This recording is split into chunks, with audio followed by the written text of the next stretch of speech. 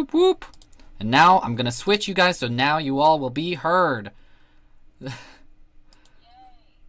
Yeah, Chris doesn't like how I start every show by, like, announcing what I'm doing as I go to the, like, live streaming process, but it is what it is. So, hello everybody, and welcome to the third episode of Too Funny Feedback, a mic for comedians that's focused on giving individualized feedback on both the writing and performative aspects of stand-up comedy.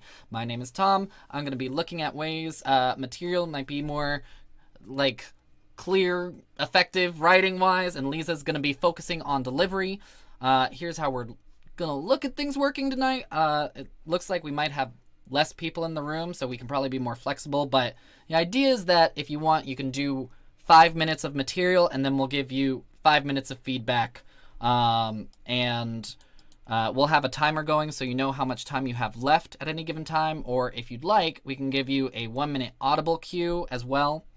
And then, that being said, we invite discussion during your allotted time. Any questions you have in the moment about notes we might give. And then, for the other comedians watching, while the other person's going, we'll probably solicit opinions from you. We try and make this a nice, fun discussion about comedy. But, you know, we're all here learning, including Lisa and myself. So we try and keep that in mind. And that goes for the audience as well. Comedy's subjective, yada, yada, yada. Anyway, additionally, if you enjoy the show and want to support the stream, please consider making a donation while watching at district-comedy.live. And if you can't tip for whatever reason, liking, sharing, subscribing to the District Comedy platforms also helps, and those are all in the description. Okay, we did it. We made it. And now I have my headphones on so I can hear you. How's life, guys? Oh, maybe I can't hear you yet. Oh, man. That's not great. Here we go. Now I can hear you. Perfect. Yay. Yeah, sorry. My mic was... Can I ask what area of the country you're coming to us from, Vicky? I'm right on the border of New York City. I'm right on New Jersey, New York. And it's like 25 and freezing, and it snowed all day. Oh yeah. So, oh, wow. Yeah. I know the area there. I went to NYU for my undergrad. I lived in New York. Oh yeah. I lived in Hoboken for a year, which is now like a suburb of New York. But yeah, not too far. Not too far. Yeah, it's cold, gross, like really disgusting. Like I had my little gloves without the fingers on, which look like you're, you know, a hobo. Mm-hmm. But because your hands, like you can't move them. That's how cold it is in my house. Oh. So. Yeah, and a blanket. You know. Totally. Yeah. Totally. Well, welcome. Really excited and happy to have you here. Oh, yeah, John. And I'll Desiree said she's on her way. So Great. we basically have a full room, so we can get started if somebody wants to volunteer to go first, or I can pick somebody at random too. And really just throw John into the midst of things, since he is just now coming in. Yeah, that's like totally, barely signed on. totally fine, yeah. Do you want me to go? No, we won't make you go first. Actually, Dina, since you're the fireball, and you were here first, would you mind going first for us? Not at all. Can you just give me 2 seconds to set up? Yeah. Take your time. I'm gonna, make sure the timer's ready to go. And like we said, this is, you get 5 minutes, and then we just give you 5 minutes of feedback. And it's Cool. with how it's been evolving. This is the third one. Yeah, we're gonna be super cash about it. Probably Conversation, essentially, too. You know, we're all learning from each other. It's it's great that we have the ability through Zoom to go to so many places at once. So I love that you're doing Absolutely. this. Really, like I love feedback. I love giving feedback. I love getting feedback. I'm a GGG girl. FFF. I don't know. Cool. In that case, why don't I just spotlight you real quick and then give you kind of an introduction? All right, everybody, give it up for our first comic of the night, Dina Fireball. I hope I say this correctly. Bakowitz. Woo, woo, woo, woo. Woo. Hi, everybody. I always thought I looked taller on Zoom. They say the camera adds 10 pounds. I only wanted 10 inches. Even if I had an extra 10 inches, I would still be very, very, very short. I am 4'6¾". Picture Peter Dinklage in stripper heels. Thank you. And being this tiny has its advantages. My favorite pickup line used to be, "I only look like jailbait," which was great in my 20s, even my 30s, kind of ironic in my 40s. But now that I am 52, I only look like jailbait from behind. Yeah. Pedophilia is a young girl's game, apparently. I love to dance. I always wanted to be a Rockette, and for the New Yorkers in the room, you might know that a Rockette has to be 5'6" or 5'7", but I auditioned anyhow in protest. All heights matter. They rejected me, obviously. Too Jewish. So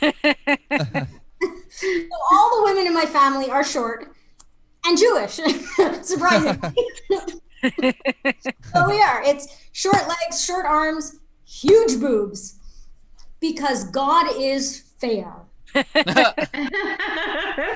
Fair, but a lousy fucking structural engineer. Huge boobs, short legs, tiny feet. I mean, it's amazing I don't fall over more often. But when I do, at least I'm closer to the ground, and my chest protects my nose from getting smashed. This is my original nose, y'all.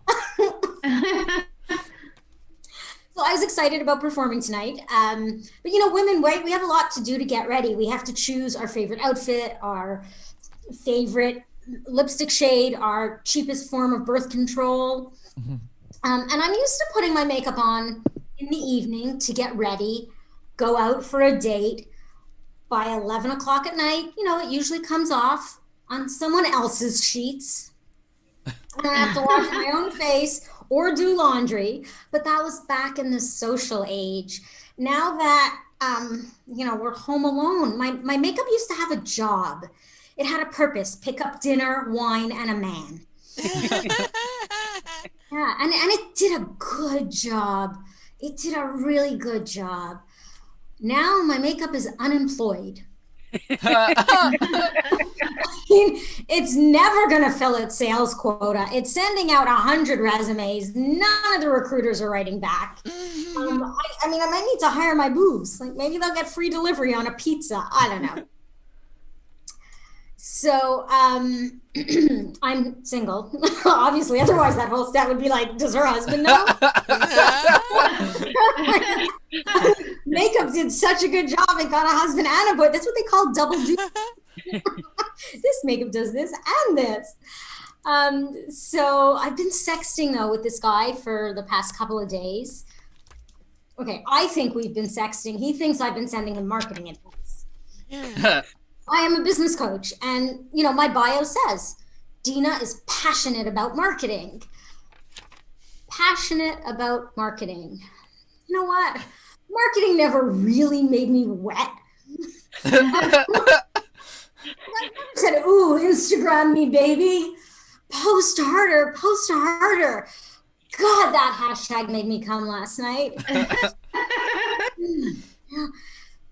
Passionate about marketing. How many followers do you have? How many can I handle? Like, I'm good with a threesome, but 30,000 followers, I don't think I have the bandwidth. Yeah, or the height in one end and out the other has a whole new meaning. Yeah, so so he never texted back, but I sent him a bill.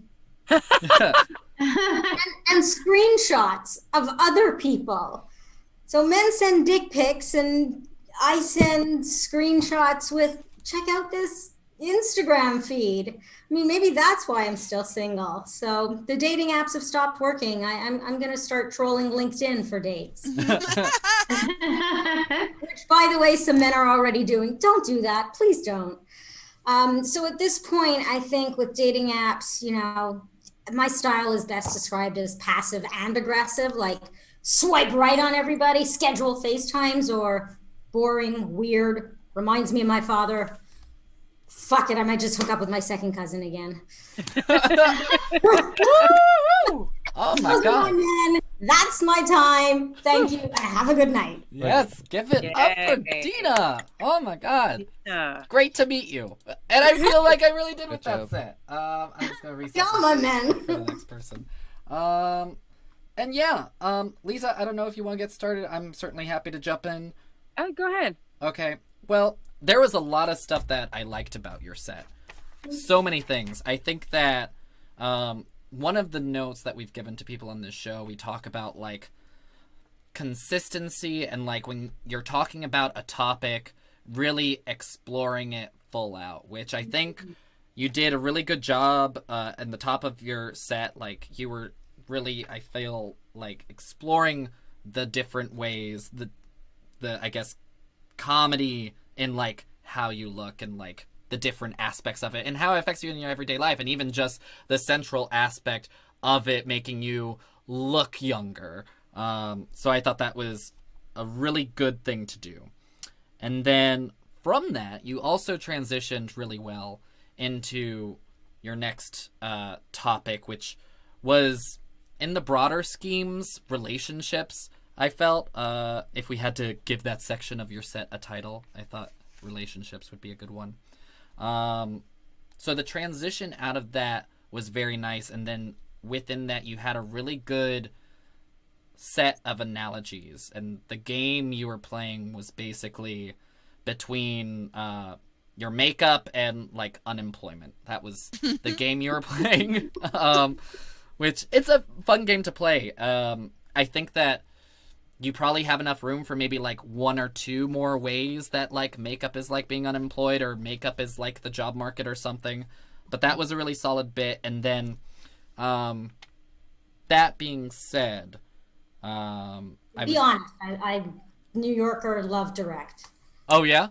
Yeah, no, don't hold back. Well, Lisa's like our delivery person, so she might have stuff. I was just gonna say that like the only place where I think you have room, and it's also hard because it's like 5 minutes and you have like a lot of good stuff clearly, but if you wanted to make the transition clearer anywhere, it may be from relationships then into your job when you then talk about marketing.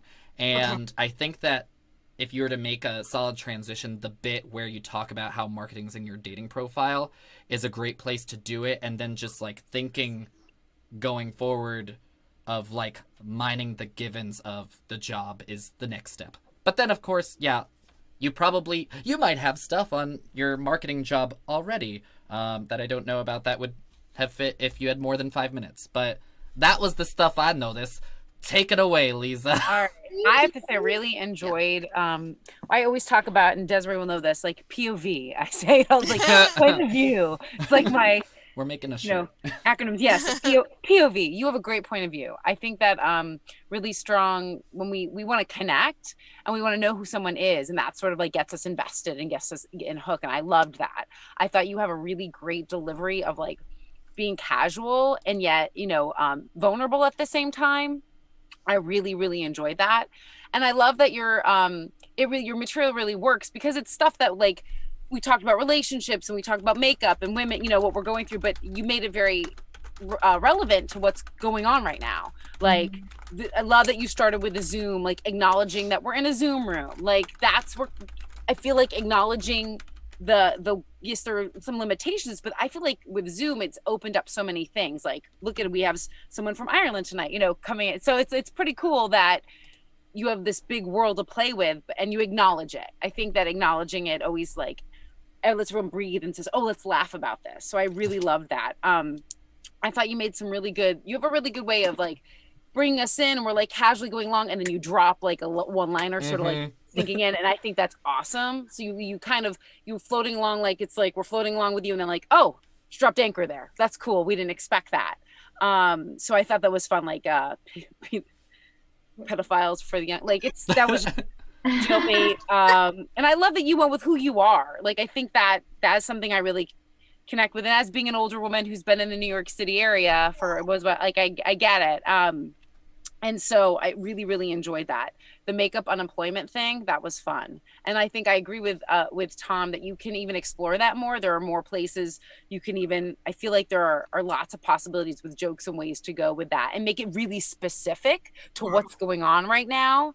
Stimulus bill, something you like, there's a lot of different ways to like, you know, find how that would equate, you know what I mean? To like, because you're talking about really specific current events and relating them to that, things that everyday objects that we all have a relationship with or know about, which is great.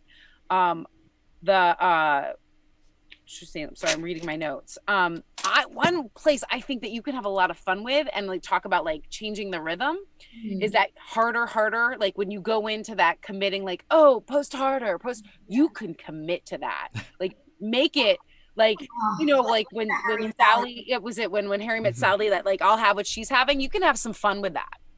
I feel like that is a moment where you kind of break that and like everyone's like, oh, you know, you sort of break out of that casual talk back and forth of self-deprecating stuff and go for it. I mean, it's really up to you.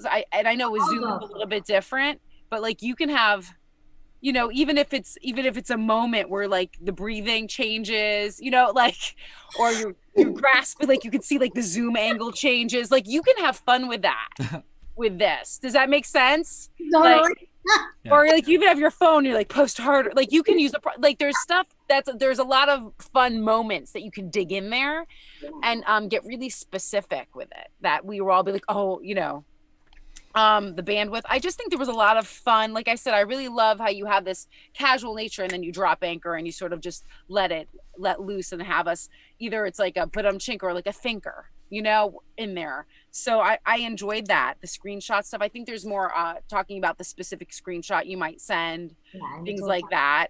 I love that you brought the husband at the end, that idea of that, like, so we're all going along and it's sort of like, you have this great way of upending things in a casual way. So I love all of that.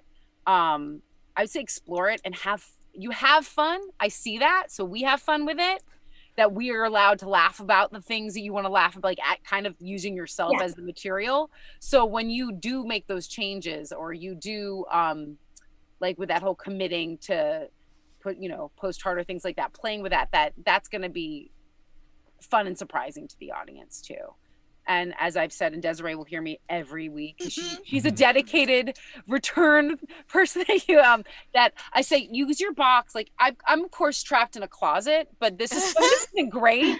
But I could make it part of my act if I had, you know, wanted, you know, I'm in a horribly lit closet because I have too many clothes in my walk-in closet. So, and hiding from my child, literally. So, can I ask you though real quick? Sorry, not to interrupt you, Liza, but just so that we're like aware of time, I want to make sure that you get the opportunity. Was there a specific bit in your set that you wanted us to kind of dissect or anything?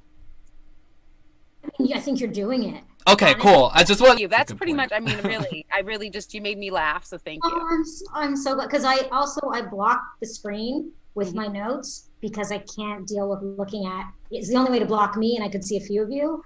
It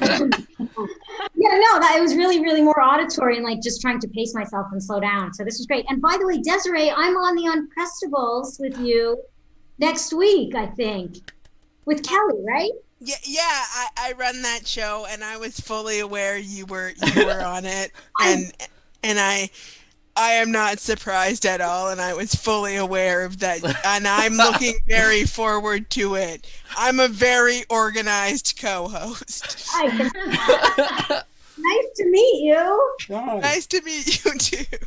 Thank you. This is so helpful and so encouraging and insightful. Really, thank you very much. Yay! With that being said, I think, unless you had any parting words, Liza, we're ready to move on to the next person. All right. I'm gonna get the magic hat. I don't actually, you know what? I don't know what time it is over there. So why don't we just say, how would you feel about giving it up for our next comic, Mr. John O'Keefe? Pew, pew, pew, pew. Hello, hi.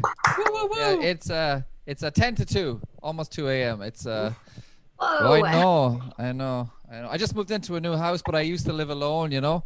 Every now and again, I would feed stray cats that came to my window. If there's a test for male loneliness, I think that might be it, you know? Like, John, do you feed stray cats by yourself in your underwear? You do. Okay, you get an F for freak. That's pathetic. But I'm being kind. John, you're being kind of a freak. Don't have a job. COVID, great crack. I'd love to work as a bus driver though, you know, because I've always wanted to be angry and uneducated. I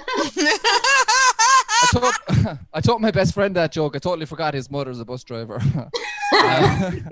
But luckily he didn't care because he's also uneducated.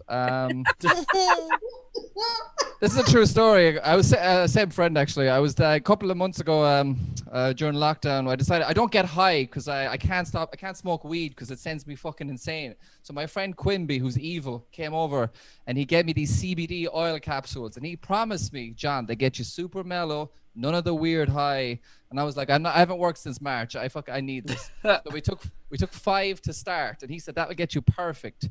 We took it and nothing happened. So we took another 5 and nothing happened again.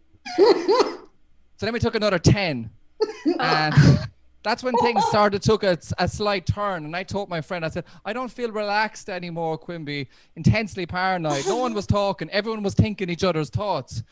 And I was like, how does it usually feel after this many? And he goes, I've never taken this much. And I was like, I thought it was legal. Isn't it harmless? And he goes, yeah, but you're only supposed to take 20 milligrams. We took 400.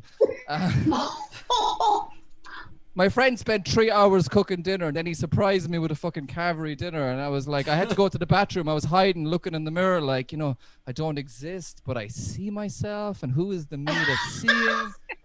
Am I just God experiencing himself, or is it herself or itself? I don't know. I'm so confused. Just kind of bullshit. I went to another stratosphere, another universe, because it turns out there's actually a small bit of active THC in CBD oil and some psychoactive effects if you take 20 times the recommended dosage. It's kind of like 1 aspirin may cure your headache, 20 will rupture your liver. It's kind of like that. My brother had a baby recently. It's great. She's gorgeous. I'm actually an uncle now. I recently had my 3rd niece. I'm getting pretty good at it. My brother and his girlfriend had a baby, as I said. They gave her a lovely little playful nickname. I don't know, some of you might be parents. They called her Fathead. Not big head, not fucking fat head. These are her role models. She's going to have a sense of humor. She has no choice. My brother's like, John, look at the fat head on my baby. And I'm like, you're going to have to give her an actual name. I mean, this is ridiculous. But luckily, she has started growing into her head lately. That's amazing. But her parents keep liking to tell me, you know, John, the doctor keeps saying her head's in the 98th percentile for size. And I'm like, that's great. She'll never fall down a well, you know. And it actually becomes a medical condition in the 99th percentile. That's crazy. I can just imagine a bunch of the 98 and somewhat. It's not the 90. She's actually the 94th percentile. I just didn't think it had as much pizzazz. I don't know why. I just don't like 94 as a number. You know, Kurt Cobain killed himself in 94. There was a whole genocide in Rwanda. Tell me one bad thing about 98. But Viagra was invented. It's just a better year. I don't know how much time I've left, but I'll just leave it there. That's all I wanted to try. Thanks, guys. Woo, woo, woo, woo, woo. Give it up for Mr. John O'Keefe. Whoa, Nice. whoa, whoa, whoa. Nice late night comedy there in Ireland. Late night comedy. Awesome. Thank you. Let me just Thank you. turn off the I timer. was very sleepy before this gig, but you guys woke me up with your wonderful positivity. Yay! Awesome. Positivity. And Dina's set was hilarious too, so I enjoyed that. Yeah, her set woke me up, that's for sure. That was great. But your set was good too. Liza, do you want to start, or would you like me to start again? We can default now. I think it's been 3 episodes that I'm gonna start, and then we'll transition to you. Yeah. We're comfortable enough at this point. Okay, cool. Let me see. Okay, so I thought you started off really strong with the whole male loneliness joke. That was probably one of my favorite in the whole set, which is great because when we talk about like writing your 5-minute set, that's like one of the more standard ones as far as like your 5-minute, your 10-minute, or whatever. People know that, but when we talk about it, sometimes we don't mention how important it is to bookend and start strong and end strong. So I thought that was smart placement. I feel like you know your audience pretty well. And that's a good thing because it means that you're aware of your brand. And then I think it's also just important to, with that, keep in mind that there will be some aspects of your set that have the ability to alienate people. So as long as you're aware of it, that's fine. The only one that's Took 15, or was it 20? It was actually 15. I just said 20 for the story, but it was 15. no, He was that's like, fine I if you never- want to I never- exaggerate.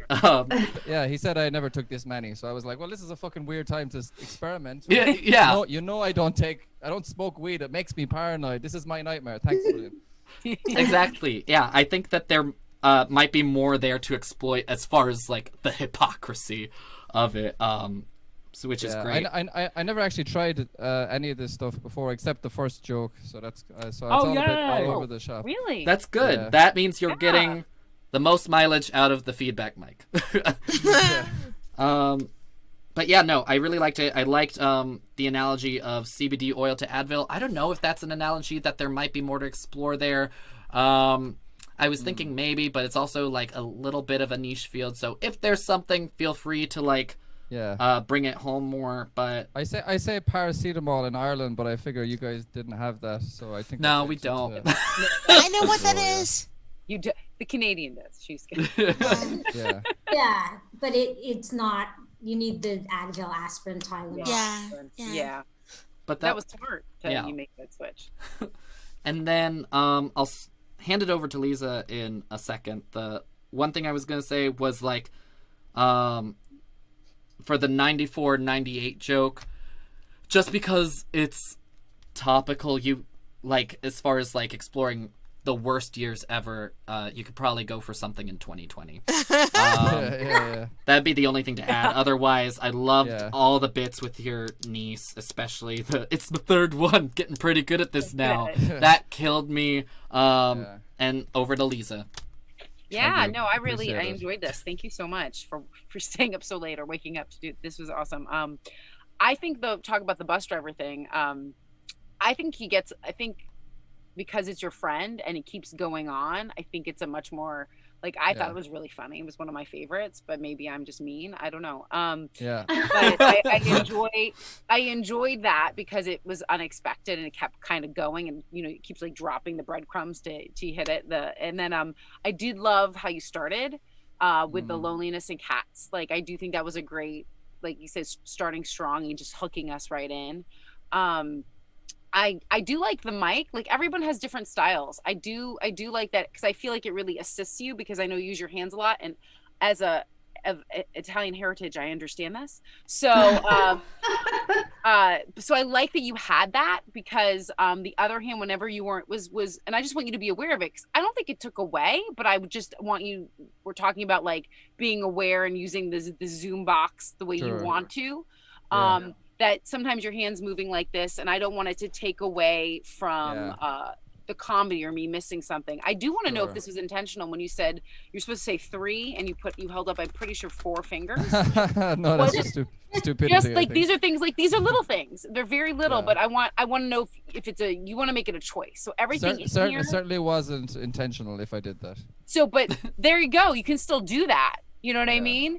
But I want you to have the knowledge that everything that you're doing is a choice, not like coming out of something that you're not aware of, if that makes sense. Because there may be a joke in that or not, but to know that you did that.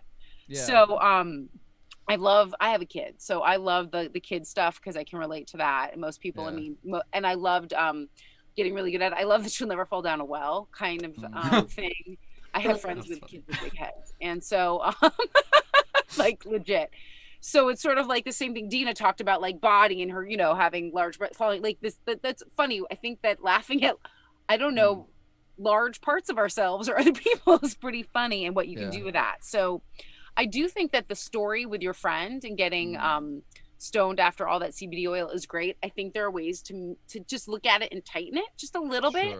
So it doesn't, it weaves, and I like that, but just there are moments you can look at that. It's a bit waffly in places. I want to know because I'm someone who always wants to be aware like of my arms and my body, that you do a lot of turning and things like that. since I'm sort of focusing on the do performance stuff. Yeah. And I think that's fine. It's when you're talking to your friend, like in the story, I see you utilizing that the most. Yeah. So I just want to make you aware of making it a choice versus just Yeah. something that sort of happens, if that makes sense.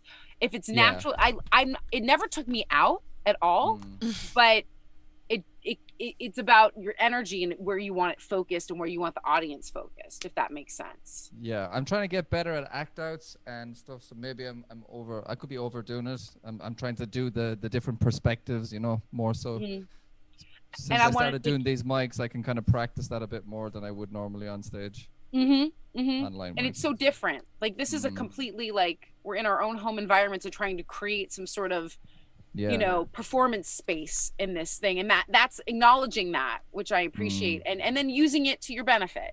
So because even when you did that right now, your hand blurs. So when you were doing, so I just want you to be aware of how of that, and that when you're making movements, because it's such a tiny little box, that you make them and they assist you. Like I don't think there was anything unnatural or anything that you took me out of it. I just wanted to know your thoughts on it and where you're coming from, if that makes sense. Yeah, I suppose I'm quite a physical comedian. Like I always, my body just does what it does. So I don't, but it's good. You're probably right to be aware of what you're doing so you can maximize it or not. I totally get it. So that when you want it to be a part of what your joke or whatever, you have like, you're very aware of that. But like I said, I like the mic because I feel like it grounds you and it gave you like, it obviously created a performance space for you. And I enjoyed that. You know, not everybody got tasked to do that or wants to do that, but I think it really assisted you. And I appreciate I had a really good time, so thank you very much. That's pretty much. Now, not to interrupt Lisa, but before we move on, John, were there any specific bits you wanted us to touch on? Nothing specific. I would say that the only bit that I didn't like was the ending. I thought for the last part with the 98, 94 thing, I kind of just cobbled that together, and I was like, "That's shit. I'm not going to keep that." But I just did it because it was already there. But I don't know if that was any good. I didn't have much faith in it when I wrote it. I was kind of like, I feel like I'm stretching with this stuff here. Yeah. Just for that bit specifically, again, I would say maybe explore bringing it back to current times with 2020, but otherwise it's like, it's also one of those decisions where it's like, is it worth the time and energy to make this bit work, or is my energy better put towards a new bit? So by the way, I have to just say, I've done a few of these feedback mics. This is the best one by a huge distance. Oh, wow, really that's good. Great. Episode 3. That's helpful. Oh, I mean, usually you do a set and people are like, I don't really have any feedback. That was fine. And you're like, okay, well. You won comedy. Next. You're dead winning. And it wasn't fine. Like, there was loads of stuff they could have commented on, but they were like, yeah, it wasn't bad. I like that thing. It was cool. Yeah. Okay. Thanks, John. I'm like, cool. Brilliant. Sweet. Awesome. So I really appreciate it. Thank you very much. Thank you for showing up and sharing. We really appreciate it. We can't do this without you guys being willing to share. So and put yourselves out there. So thank you. Yeah. By the way, I wanted to say I was supposed to be at the mic last week and I totally messed it up because it comes up as Wednesday night when I looked at it on my thing because it's the different time zone. So I just got confused. It's okay. Sorry you made about it now, which is what's important. So. Anyway, thanks very much, guys. I really appreciate it. Of course. Now, if John leaves, I will not be mad because it's 2 a.m. where he is. So if he wants to sleep, God bless might you. Be hungry, But that being said, we are going to move on to our next comedian. Really excited because she's the only comedian that I've had the wherewithal to warn that she was on deck before I called her up. So give it up for the fantastic Vicky Plummer. Woo, woo, woo, woo. Oh, thank you. Oh God, let me take myself off of this spotlight view. Ugh. All right. So I grew up in a small town in New Hampshire where there were 5,000 residents year round. I live in New York now. I think I see 5,000 people when I walk out my door. So it's a big difference.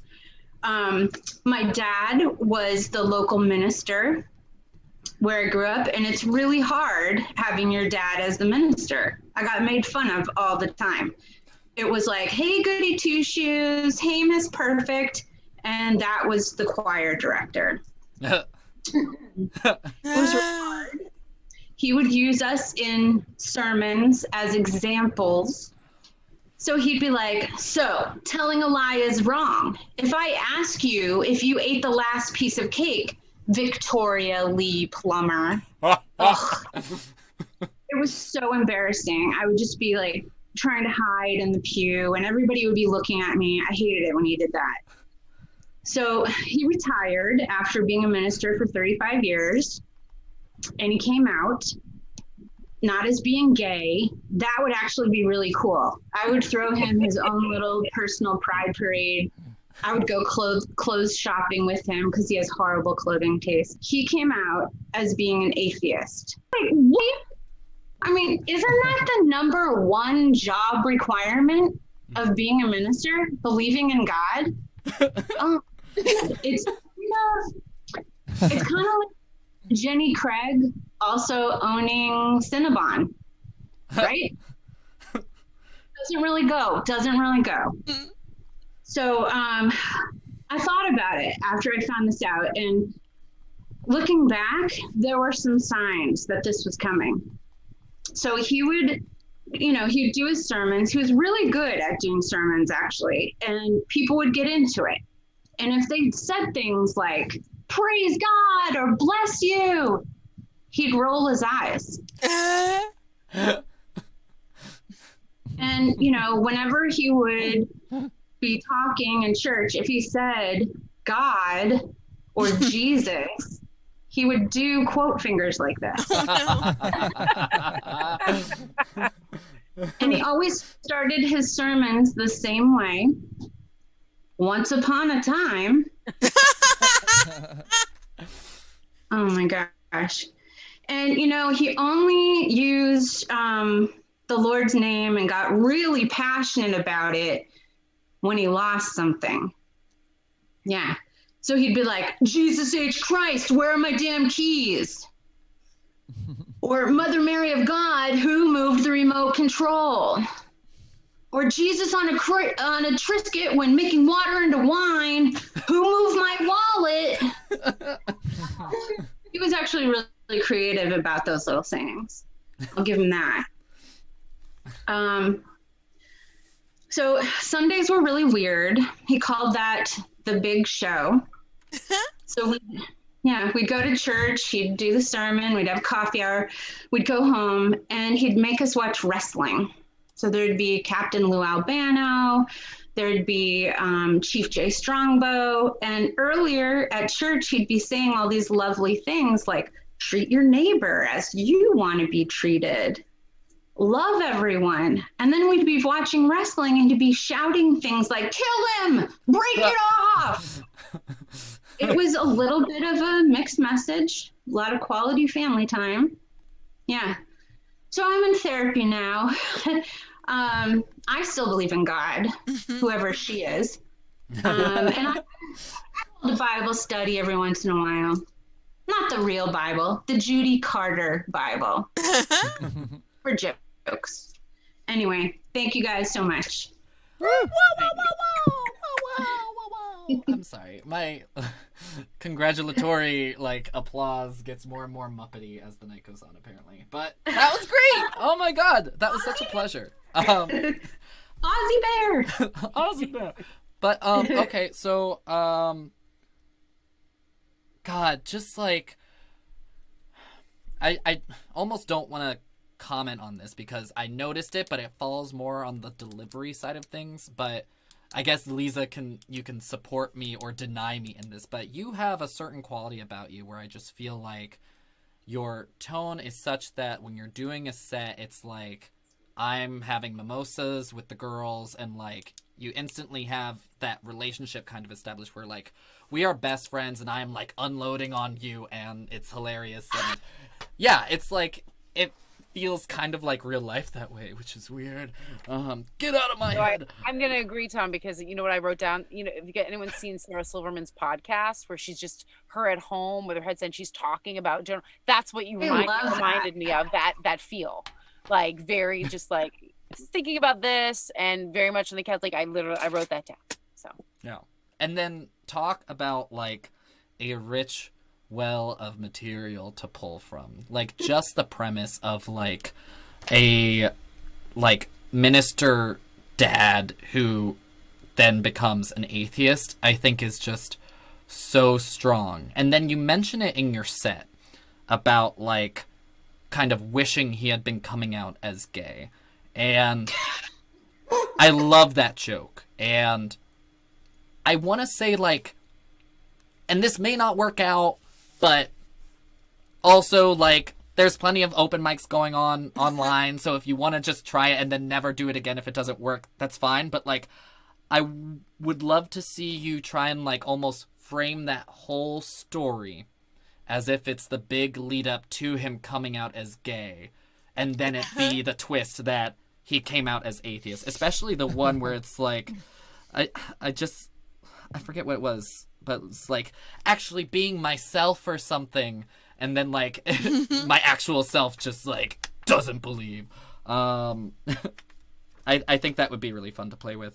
And then... Well, the thing is, like, my mom's been divorced from him 40 years now, but my brother and sister and I, we all think he's gay, and he's just never come out of the closet. So that's why when he was like, yeah, I'm an atheist, I was like, you're not coming out, like, with the right thing, you know? Like, I swear. So we're waiting for him to come out, like, really come out. Right? Yeah. And that's even, like, another, like, angle that you can come at it from, too, for another joke, is that, like, you know, it's still easier for a minister to come out as atheist than as gay. Like, yeah, I know, right? We're like, come on, dude. Well, now it's good. Now they make movies about it. Like, yeah. come on, dude. If you're gonna come out as atheist, just, like, go all the way. Like, also come out as gay. Reveal your third family. Like, reveal the blood cult. Something. It's just, it's such a rich well. So, like, what an amazing blessing that you have. But, well, like, I'm glad you see the humor in it. For sure. That's definitely, like, one of the strongest and, like, longer, like, storytelling format bits that I've seen in a while. So that's great. I also think that it was great how you led into that, because you had the little, still relatable and still hilarious story about how you were kind of, like, used as the example during the sermons. That's also still scarred. Great. And then there was scarred, like, the only part, and it might just be, like, me not getting the references, because you're a wrestling guy. Oh my god! So I keep that in because they all get that, and I know they're gonna laugh at that. You know, which then it's great if you know your audience. I have a suggestion for that you can put in the more obscure. Like, I know about them. I'm in my early 40s. My brother, like, yes, but you can also throw in, that's the Hulk Hogan stage where he was ripping off his shirt. Remember? Mm-hmm. So, like, you could throw in a more pop. It depends on the mix. You could throw in those obscure, the Hulk Hogan, and then, like, the obscure ones too. I don't know, like, if you do the obscure first and then the Hulk Hogan, so they catch it. But that way you can sort of mix your references. If you know what I mean? Or, like, rock. Because this is right before it turned into, like, the big thing that it is now, the WWE. Yeah. This is like when Vince McMahon used to wear the yellow jacket and was an announcer, and it was on Sunday afternoons. Mm-hmm. I mean, this is, like, seared in my brain. I was, like, 9 years old, and he would make us watch this, and I'm like, why the hell are we watching this scary shit? Like, I don't want to see this. You know what I mean? Like, and he would make us watch that. And then now WWF is, like, huge, and it's, like, this big franchise and all that thing. And I remember seeing Vince McMahon, and I'm like, that's the guy that used to have the microphone that would announce. He owns it. I was like, what? You know, it was, like, crazy. Yeah. But I love all the stuff you're adding, like, too, like, even because I thought it was great, like, the coming in with the small town and then building on being the minister's daughter, and then that he came out atheist was, like, the biggest, like, like, it was awesome. Like, you saw, it was so funny and shocking that I was like, oh, like, I couldn't even speak or laugh, and that was great. I wish I had a screenshot, because you guys were, like, Desiree's face was hilarious, because I looked up, like I try to look at the camera most of the time and not look at everybody, but your face was so funny because you were just like, oh, and I was like, me, when I heard, I know, like it was, it's crazy. Like, God, people are like that's a big deal. I know. I love it because you're like, isn't that the one job requirement? Yeah. Like, you can relate that. It's true. Like the top job requirement, like you can relate that to another job that's like, I don't know, I'm throwing like a janitor picking things up that are on the ground. Isn't that the same? Like, it's sort of like, isn't that what you do? So you can relate that, but I love all of that. And I love the casualness. It's funny because while like you're on a couch and I talk about the mic, that's why it reminded me of that if you watch that Sarah Silverman podcast she does a little bit, she has, she's sitting in her home, but she has that whole mic set up, but yet she's just talking casually, and it sort of gives me that feel you're on your couch but you have the mic, and it's also your demeanor of just how casual, like it's sort of falling out like you're sitting down with a friend, which I enjoy, and I like to say like your whole, we'd call it a set in my world, it works for that and then knowing that, and that makes a conscious choice. I love that. Showy otherwise. I've done it a bunch of different ways, but sitting down and calmly talking about it, it's more shocking, if that makes sense. Yeah. And it gets a bigger reaction to just be real calm about it. Mm-hmm. This was the biggest reaction I've ever gotten, just being real calm. And I've done it, this is only the 6th time that I've done this set. And I've been working on it for about 6 months, and I keep adding and I'll throw a joke here or there, but to do the complete set, this is only the 6th time that I've done it. But this is the biggest reaction I've gotten. And I swear it's what you just said. I'm just calm and I'm just having a conversation about it, and you guys do not expect me to say what I'm going to say, no. And it's a slow build up. Yeah, so. It's great, and you're slowly building it up to that, and I love that you can have like what Tom said, trying maybe like him coming out first and then the God thing, like you've been doing. It was awesome, and I the couple things, just minor things, and you can take them for what they're worth, but like I love that you talked about the air quotes, but don't pull them up until then, like only use them, they're more powerful if you don't show them until then, and then when you use them later on, it's just as effective. But don't, like, if you use them other times, it muddies it. Does that make sense? It takes away their impact. So I would say that because like we said, this is your little set and you get to make it your sacred space of performance. That was great. I honestly want to know, what's the town in New Hampshire, if you don't mind me knowing what that it's town. Called Wolfboro. Wolfboro? It's called Wolfboro, New Hampshire. It's the oldest summer resort in America. So year round, it's 5,000 people. But in the summer, Mitt Romney has a house there. Tom Cruise has a house there. Jimmy Fallon. His daughter's named Winnie because it's on Lake Winnipesaukee. Yeah, no, I went to Girl Scout camp up there. I went to Bradford, New Hampshire, which I think there's like. Yeah. So it's right in central New Hampshire. Yeah. I used to work at a restaurant that our skirts matched the curtains. I mean, it's really like small town. Yeah. Why I asked is because you said year round, so I knew there was something to that. So if you add, I think the name is kind of funny, like Wolfboro, and like I used to work in a place where my skirt matched. Like we get an idea of where you came from, and then that creates even a bigger. And then the minister there, he didn't believe in God really. Maybe it's for show. I don't know. Funny. Maybe you met Tom Cruise. I don't know, but it's craziness. No, we've met quite a few. I have more to add to this because my mom, so she's 85. She still lives in the town, and I've been talking to her. Now, I haven't been able to see her for a year because of this pandemic. So I'll say like, hey, I'm working on this piece, that's about when I grew up and blah, blah, blah. She just told me a huge bomb 2 days ago. And she said, your dad was always an atheist. And I was like, what do you mean? She goes, when we were in Milwaukee, I was born in Milwaukee. She's like, when we were in Milwaukee, he almost left to become a chef. And I was like, really? And I'll just make this short because I know you have people that have to do their thing. So to make a long story short, he took a job at a fancy hotel working at the desk at night. And he didn't want the church to know he was working there. So he created a character and he put on an English accent so that if anybody from the church would call, they wouldn't recognize his voice. And he thought that if he did that, that he'd be able to then study with the fancy, French chef that worked there, and he would leave the church and like do that. And I was like, jaw to the floor, taking notes the whole time. And I'm like, you're kidding me. She's like, no. And I said, so he always knew that he didn't believe in God, yet he continued to be a minister. And she's like, yeah. And so she left him when I was 10, but she planned how to leave him. It took her 7 years to do it because he took all her money. She didn't have a license. She didn't have a car. And she figured out how to do that. And when she left him, she had $2 to her name. So I'm actually working on a book to write her story.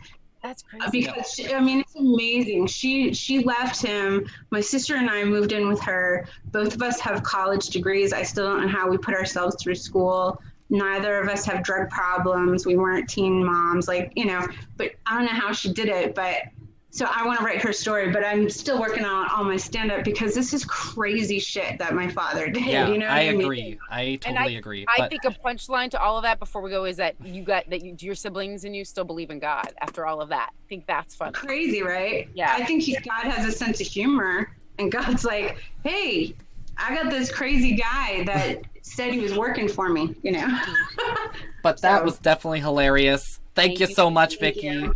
And yay, we are down to our last comic. I'm really excited. She's, what else can I say other than she's the stupendous, the fantastic, the hilarious Desiree Walls. Wow, wow, wow, wow. Hello. Let me just make sure I can see the clock. Okay. So speaking of dads, my dad still believes in God. It's less shocking because he works in a factory, but but I did get to see my parents over the holidays, which was nice. And we have a pretty strained relationship, but we did okay. There was just like one night where my dad, unprovoked, just said, What's the deal with these defund the police people? And I said, well, Dad. And then we heard a sound like a stampeding elephant. And my mom appeared from the other room like a Batman villain and said, do not do this with her, Alan. You will not win. And then we sat down to dinner, and unprovoked, my mom said, what's the deal with pansexualism? Or not what's the deal, but what's pansexualism? And so myself and my sister explained it to her with our forks very close to our plates. This is why parents shouldn't watch that show, Schitt's Creek. I blame this solely on Schitt's Creek. And then unprovoked, my dad said, there are too many genders these days. Where did they all come from? And I said, well, Dad. And my mom said, shut up, I want to have a nice dinner.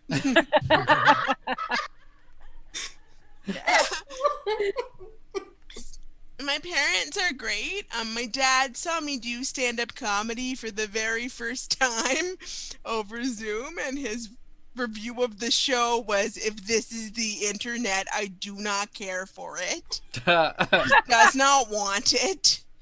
Yeah. In addition to having parents, I also have a twin sister. It's pretty fun. And we are disabled. Like, we both use wheelchairs. You just can't see it because of Zoom.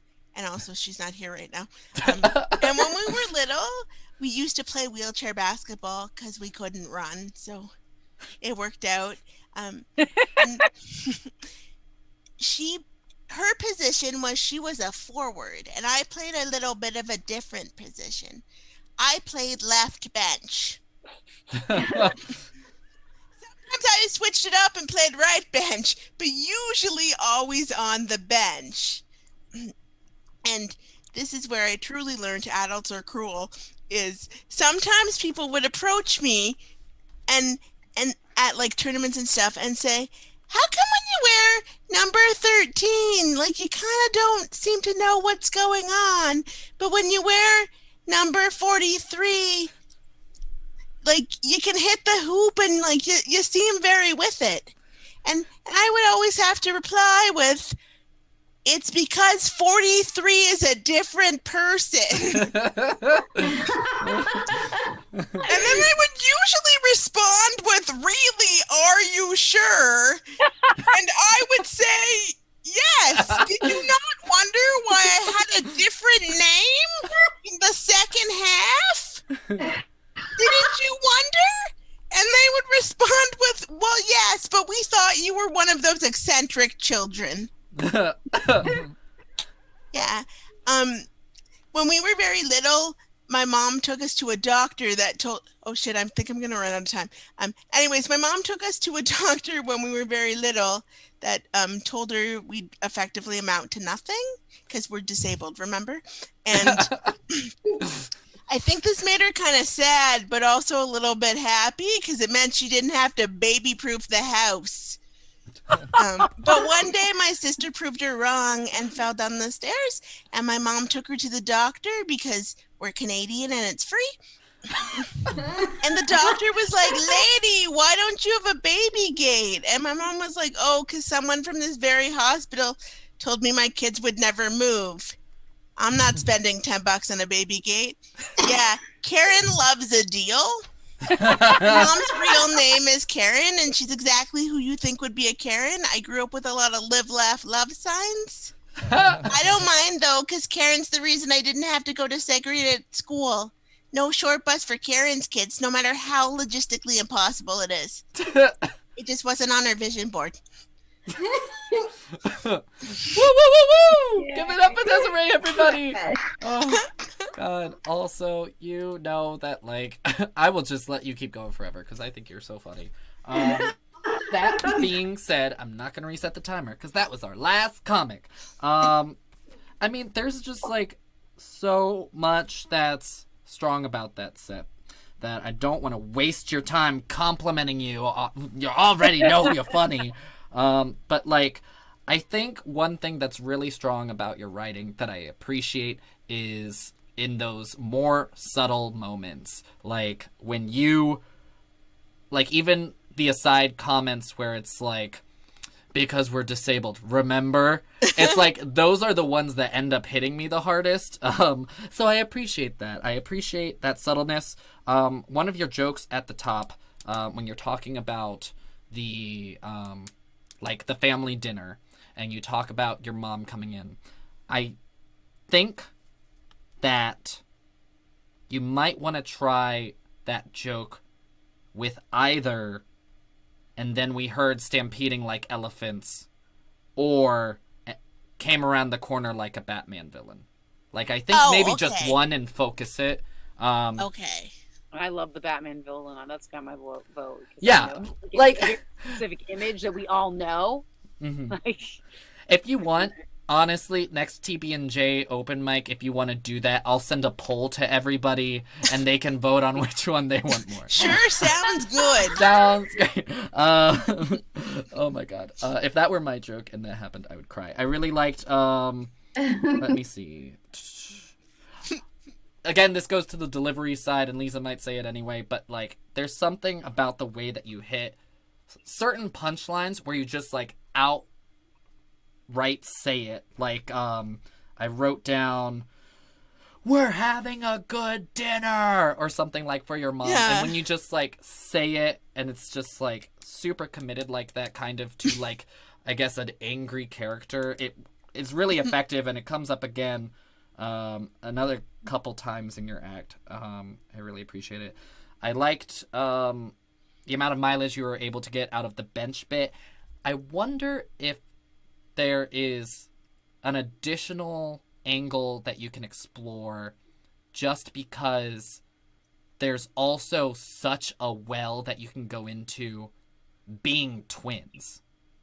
Yeah. Like, something about, like, the whole, like, there's always, like, creepy twins in horror movies. Like, maybe that relating to, like, the babies around the house. Like, I don't know. Yeah. Maybe there's something there. I do have more stuff about being a twin, and I just It may not have just gotten into these 5 minutes. yeah, because I kind of broke it up because it goes with the family stuff. Like I kind of don't know where to put things because this thing about like my mom took us to a doctor when we were very little, and the doctor said we'd effectively amount to nothing. Like, depending on where you put that, it tanks your set. But I think it's really, really funny. So I leave it in because I'm a masochist. That's, there you go.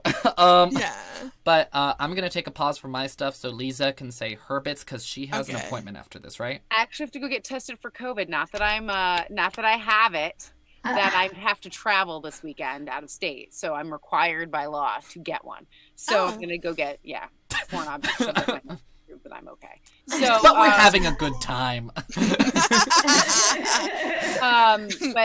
I love the how you can take in what was happening in the tie-in about like what you took off of someone else's set and brought it in. Like that was great.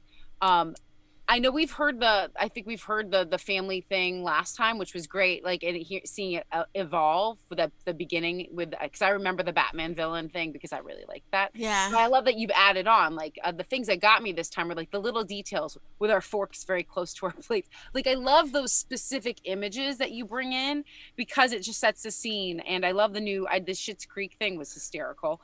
I think it's quite accurate. Yeah, because that's what she needed to know. Yeah, just gonna randomly scream out what I need to know.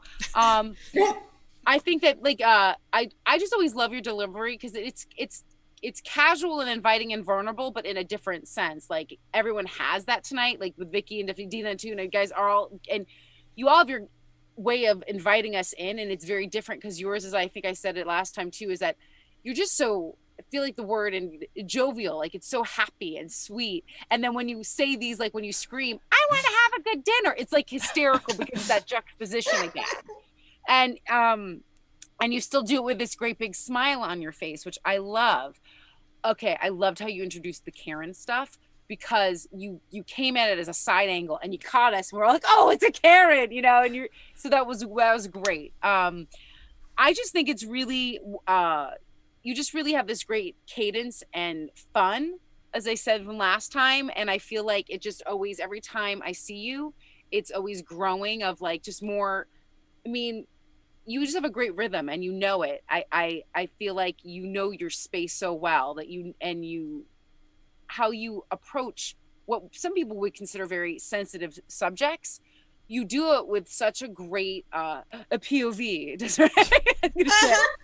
point of view that it's just we're all just it's really funny. It's not off-putting or makes us feel self-conscious about that subject matter. And I know it's because it's also your world, like it's just like saying like this is who I am, this is part of my world, I'm gonna laugh at it, so you can laugh with me about it.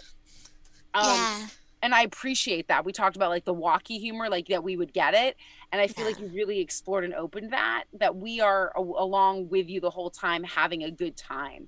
And why I say like the different specificity that you use, like I feel like I'm sitting at that dinner table with you, or I'm like, I can see the SNL skit that is in my head, which makes me want to laugh even more. And then I'm right there with you and you have me for the whole set. You like carry me through. I do think there is more, you can tighten possible moments in the basketball, the bench thing. Yeah. I feel like there's just because I don't know if this is much newer material or not, but just tying that up in little loose ends. But I feel like I know that there was a couple deliveries in the beginning that got a little bit, the wording got a little bit switched up. But it wasn't a big deal because you had us from the beginning and you recovered and you just kept going. So I loved that. So honestly, a lot of just, you make me happy. So thank you for making me laugh tonight. And I apologize that I have to actually literally run out of my closet, high five my kid to bed, and then get objects shoved up my nose. So, and pain. It happens. But it's what's happening it's the thing to do. It's trending. So, all right, guys, thank you so much for trusting us and coming. And I know Tom will say some brilliant stuff after I go. But thank you so much. I hope that you come back, and we encourage you, and that we'll see you again. Thank you. I'm gonna go, but Get out. Oh Bye. my. Test your nose. I gotta go find out if I have a Go. deadly virus. It's Bye. in the bottom right corner. It says leave. Okay, there we go. Yeah, I mean, there's not too much I can add. Liza kind of hit some of the stuff that I was going to say, I think. Although I suspect that I've noticed this about you, is that you get thrown off at the beginning of your set if I compliment you in your intro. So just get used to it. People are going to say nice things about you. You just have to swallow it.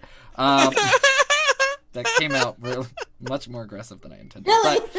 But also just like Dr. Canadian Free was another great one. That was like one of my last notes that Lisa did not say. So that being said, I am just gonna go ahead and spotlight myself and wrap us up, and whoa, I'm gonna say, wherever my outro is, a big thanks to, who's not here anymore, my co-host Lisa, to all you guys for being so open to the feedback.